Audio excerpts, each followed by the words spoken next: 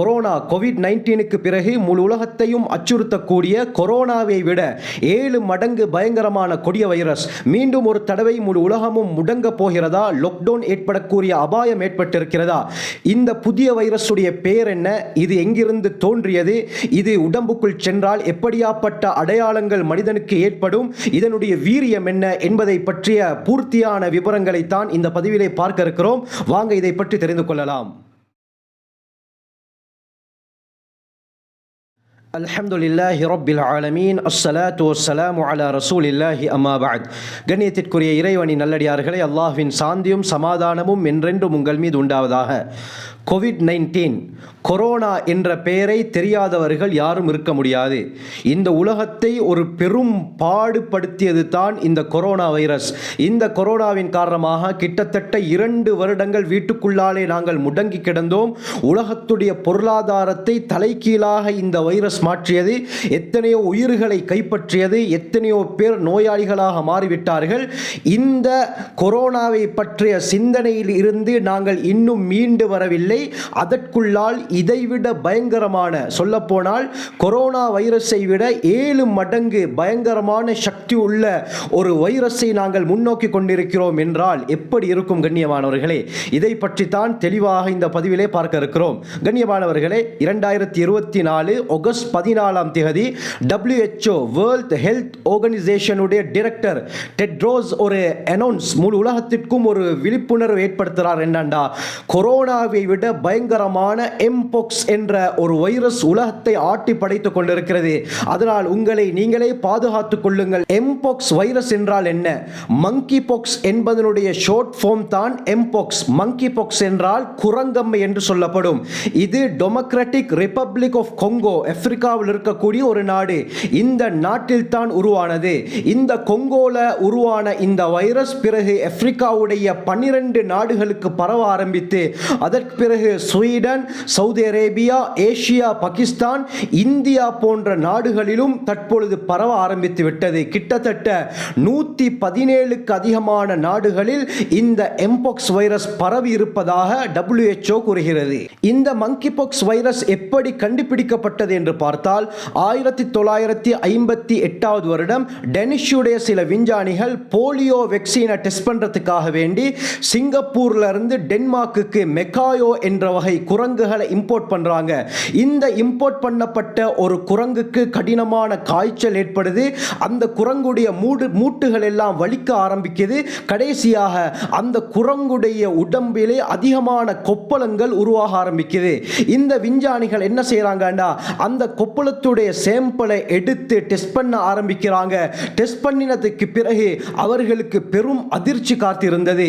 உலகத்திலே இதுவரை மனிதர்களால் அறியப்படாத அரிய வகை வைரஸ் இந்த கொப்பளத்துடைய சாம்பிள்ல இருப்பதை கண்டுபிடிக்கிறாங்க. இந்த குரங்குடைய உடம்பில் இருந்து இந்த வைரஸை கண்டுபிடித்ததால் எம்போக்ஸ், மங்கி பாக்ஸ் வைரஸ், குரங்கு அம்மை என்று பெயரிடுறாங்க. இது ஆரம்பத்தில் குரங்குகளிடத்தில் மட்டும் தான் பரவி கொண்டிருந்தது 1970ஆம் ஆண்டு வரை. 1970 வருடம் கொங்கோ நாட்டில் இருந்த ஒரு பழங்குடியினருடைய 9 மாத குழந்தைக்கு கடும் காய்ச்சல், வித்தியாசமான ஒரு காய்ச்சல் ஏற்பட்டு அந்த காய்ச்சலின் காரணமாக அந்த குழந்தை இறந்து போகுது. இந்த இறந்த குழந்தையுடைய உடலை ஆராய்ச்சி செஞ்ச விஞ்ஞானிகளுக்கு பெரும் அதிர்ச்சி காத்திருந்தது. குழந்தையுடைய உடம்புல மங்கி பாக்ஸுடைய சில சாம்பிள்களை எடுத்தார்கள். இவர்களுக்கு ஆச்சரியம் என்னன்னு சொன்னா, குரங்குகளுக்கு மத்தியில் மட்டும் பரவி கொண்டிருந்த இந்த வைரஸ் எப்படி ஒரு குழந்தையுடைய உடம்புக்குள்ளால் புகுந்து இந்த குழந்தையுடைய உயிரை எடுத்திருக்க முடியும் என்று ஆச்சரியப்பட்டு இன்வெஸ்டிகேஷன் செய்ய ஆரம்பிக்கிறாங்க. அந்த பழங்குடியினரிடத்திலே விசாரிக்கும் பொழுது தான் தெரிய வந்தது, அந்த பழங்குடியினருக்கும் குரங்குகளுக்கும் நெருங்கிய ஒரு பழக்கம் இருந்தது. அதாவது அவர்கள் குரங்குகளோடு தான் சேர்ந்து இருக்கிறார்கள் என்ற விடயம் கண்டுபிடிக்கப்பட்டது. இந்த குரங்குகளுக்கு மத்தியில் பரவி இருந்த வைரஸ் முதலாவதாக 1970 வருடம் இந்த குழந்தைக்கு ஏற்பட்டு மனிதர்களுக்கு மத்தியிலே இது ஊடுருவ ஆரம்பிக்குது. இந்த எம்போக்ஸ் வைரஸ் விஞ்ஞானிகள் இரண்டாக பிரிக்கிறாங்க, கிளேட் 1, கிளேட் 2. கிளேட் 1 என்று சொன்னால் கொங்கோ பேசின் கிளேட் என்பதாகவும், கிளேட் 2வை வெஸ்ட் ஆப்பிரிக்கன் கிளேட் என்பதாகவும் பிரிக்கிறாங்க.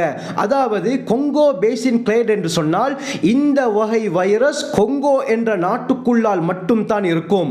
வெஸ்ட் ஆப்பிரிக்கன் கிளேட் என்ற வைரஸ் ஆப்பிரிக்காவுடைய, குறிப்பாக மேற்கு ஆப்பிரிக்காவுடைய நாடுகளில் இந்த வைரஸ் பரவி இருக்கும். இந்த இரண்டு வைரஸ்களுடைய அடையாளம் என்னவென்று சொன்னால் கிளேட் 1, அதாவது கொங்கோ பேசின் கிளேடுடைய அடையாளங்கள் பார்த்தவுடனே கண்டுபிடித்துக் கொள்ளலாம். அதனுடைய அறிகுறிகள் வெளியே விளங்க ஆரம்பிக்கும். அந்த அறிகுறிகள் தென்படக்கூடியவர் யாருக்கு இந்த வகை வைரஸ் தொற்று இருக்கிறதோ இவருடைய முகங்கள் எல்லாம் பெரும் பெரும் கொப்பளங்கள் நிறைந்திருக்கும். வெளியில் சிம்டம்ஸ் விளங்க ஆரம்பிக்கும். இரண்டாவது வகை வெஸ்ட் ஆப்பிரிக்கன் கிளேட் என்பது இதனுடைய அறிகுறிகள் வெளியே விளங்காது. இந்த வகை வைரஸுடைய சிம்டம்ஸ் வெளியே விளங்காததின் காரணமாக மக்கள் சர்வசாதாரணமாக பழக ஆரம்பித்தார்கள், பல இடங்களுக்கு செல்ல ஆரம்பித்தார்கள், பல நாடுகளுக்கு செல்ல ஆரம்பித்தார்கள். இதனால் மக்களுக்கு மத்தியில் அவர்களையும் அறியாமல் இது பரவ ஆரம்பித்து கிட்டத்தட்ட 100க்கு மேற்பட்ட நாடுகளில் பரவி 1,00,000க்கு மேற்பட்டவர்கள் இந்த மங்கி பாக்ஸ் வைரஸால் பாதிக்கப்பட்டார்கள். அதிலே 200 பேர் கொல்லப்பட்டிருக்கிறார்கள். இந்த வைரஸ் ஆரம்ப காலத்தில் பெருசாக பரவல்ல. 2024 வருடத்திலிருந்து தான் இதனுடைய அந்த வீரியம், பரவக்கூடிய விகிதாசாரம் அதிகரித்து விட்டது.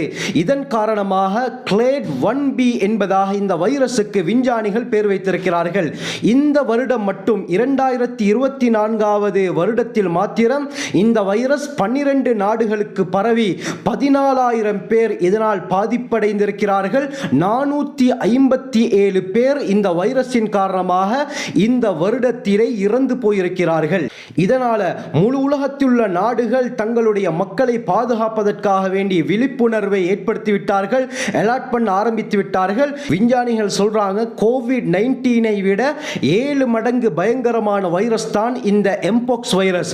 இந்த வைரஸிலிருந்து நாம் எவ்வாறு பாதுகாத்துக் கொள்வது, இது எப்படி உருவாகிறது என்ற விடயத்தையும் வைத்தியர்கள், விஞ்ஞானிகள் சொல்லியிருக்கிறார்கள்.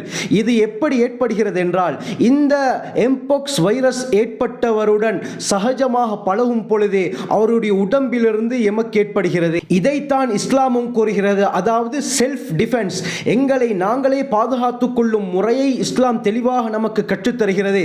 புகாரி ஷரீஃபுடைய ரிவாயத் வருது, ரசூலுல்லாஹி ஸல்லல்லாஹு அலைஹி வஸல்லம் சொன்னார்கள், ஏதாவது ஒரு இடத்திலே உயிர்கொல்லி நோய் ஏற்பட்டுவிட்டால் அந்த இடத்திலே பாதிக்கப்பட்டவர்கள் வெளியே வர வேண்டாம், வெளியே உள்ளவர்கள் அந்த இடத்திற்கு செல்ல வேண்டாம் என்று ரசூலுல்லாஹி ஸல்லல்லாஹு அலைஹி வஸல்லம் அவர்கள் சுய பாதுகாப்பை பற்றி தெளிவுபடுத்தியிருக்கிறார்கள்.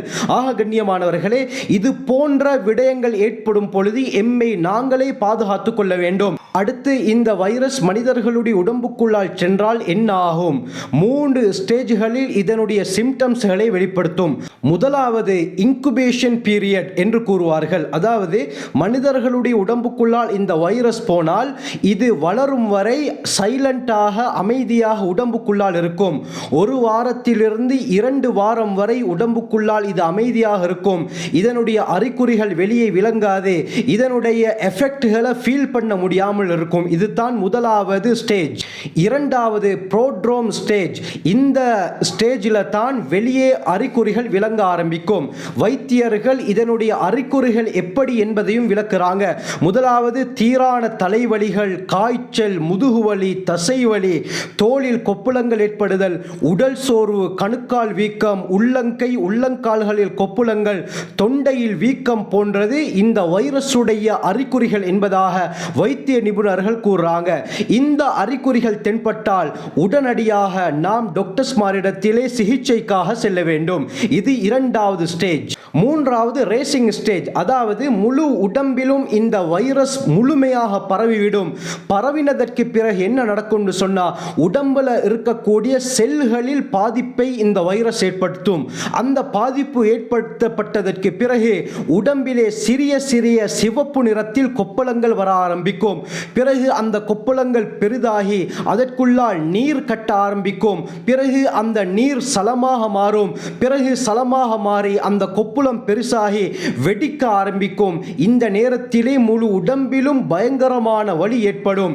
இதுதான் 3வது ஸ்டேஜ். இந்த நிலைமை ஏற்பட்டு இதற்கு சரியான ட்ரீட்மெண்ட் எடுக்க முடியாமல் போய்விட்டால் அவருக்கு மரணம் ஏற்படுவது கூட வாய்ப்பு இருக்கிறது என்பதாக வைத்திய நிபுணர்கள் கூறுகிறார்கள். அதனால செல்ஃப் டிஃபென்ஸ்க்காக வேண்டி நாங்கள் என்ன செய்ய வேண்டும் என்பதையும் வைத்தியர்கள் கூறுகிறார்கள். முதலாவது, கோவிடுடைய நேரத்தில் எப்படி நாங்கள் செல்ஃப் டிஃபென்ஸ்க்காக வேண்டி மாஸ்க் அணிந்தோமோ அதே போல இப்படியாப்பட்ட சந்தர்ப்பங்களிலும் மாஸ்க் அணிந்து கொள்ளல், டிஸ்டன்ஸ் மெயின்டைன் பண்ணுதல், பாதிக்கப்பட்டவருடன் நெருங்கி பழகாமல் இருத்தல், அதிகமான ஜனப்புழக்கங்கள் இருக்கக்கூடிய இடங்களுக்கு செல்வதை நாங்கள் முற்றாக தவிர்த்து கொள்ளல், குறிப்பாக அசுத்தமான இடங்களுக்கு செல்வதை நாங்கள் முற்றிலும் தவிர்த்து கொள்ளல். இப்படி இருக்கும் பொழுது அல்லாஹ் சுப்ஹானஹு வ தஆலா அவனுடைய அருளால் எம்மை பாதுகாப்பான். அடுத்து, இந்த வைரஸுக்கு வேக்சின் கண்டுபிடிக்கப்பட்டு விட்டதா என்று பார்த்தால் MVABN என்ற பெயரில் ஒரு வேக்சின் கண்டுபிடிக்கப்பட்டிருக்கிறது. உலகத்திலே முக்கியமான சில நாடுகள் இந்த வேக்சினுக்கு அப்ரூவலும் கொடுத்து விட்டார்கள். UK, US, Switzerland, Canada, Europe union போன்ற நாடுகள் இதற்கு அப்ரூவல் கொடுத்து விட்டார்கள். ஆனால் இன்னும் இது மொத்தமாக தயாரிக்கப்படவில்லை. அந்த தயாரிப்புகளுக்கு முன்னால் எங்களை நாங்களே மேற்சொன்ன விடயங்களின் படி பாதுகாத்துக் கொள்ள வேண்டும். அல்லாஹ் சுப்ஹானஹு வ தஆலா இப்படியாப்பட்ட பயங்கரமான உயிர்கொல்லி வைரஸ்களை விட்டு எம்மையும் எம்முடைய குடும்பத்தாரையும் எம்முடைய சந்ததியினரையும் பூரா உலக மக்களையும் பாதுகாத்தருள்வானாக. ஜஸாக்குமுல்லாஹு கைர். வாஹிரு தஅவானா அல்ஹம்துலில்லாஹி ரப்பில் ஆலமீன்.